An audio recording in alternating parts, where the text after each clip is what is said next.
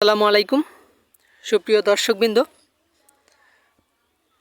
বন্ধুরা, এখন যে গাছটি দেখছেন এটা হচ্ছে স্মার্ট নেপিয়ার গাছ, যেটা ইন্দোনেশিয়ান স্মার্ট নেপিয়ার বলা হয়। দেখুন দর্শক, গাছটি কী পরিমাণ পাতা হয়ে থাকে দেখুন, নিচ থেকে উপর পর্যন্ত সম্পূর্ণ অংশই কিন্তু পাতা। তো এই পাতাযুক্ত ঘাস যদি আপনার খাওয়াতে পারেন তাহলে কিন্তু আপনার অপচয়টা কম হয়। অন্যান্য ঘাসের নিচ দিয়া শক্ত থাকে, খেতে চায় না, কিন্তু লম্বা হয়। কিন্তু এটা নিচ থেকে উপর অংশ পর্যন্ত সম্পূর্ণ অংশই কোনো ওয়েস্টেজ ছাড়া খেতে পারে। তো সেক্ষেত্রে লম্বা ঘাস চোপায় কম থাকে, আর এই স্মার্ট নেপিয়ার গাছটি চোপায় থাকে অনেক বেশি এবং খাটো সম্পূর্ণ অংশই খেতে পারে।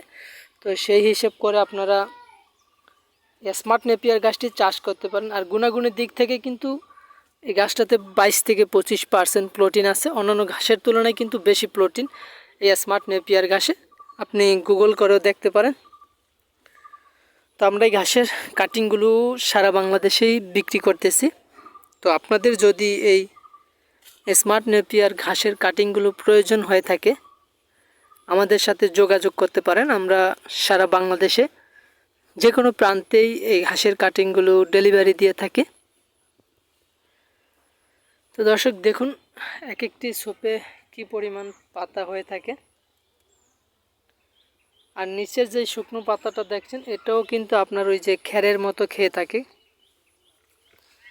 তো এটা নরম একটি ঘাস, নিচের কাটিংগুলো নরম হয়, খুব সহজেই গরু খেতে পারে। তো আপনি যদি লাগান 1.5 থেকে 2 মাসের মধ্যে কেটে খাওয়াতে পারবেন এই স্মার্ট নেপিয়ার ঘাসটি। তো দর্শক, সকলে ভালো থাকবেন। আল্লাহ হাফিজ।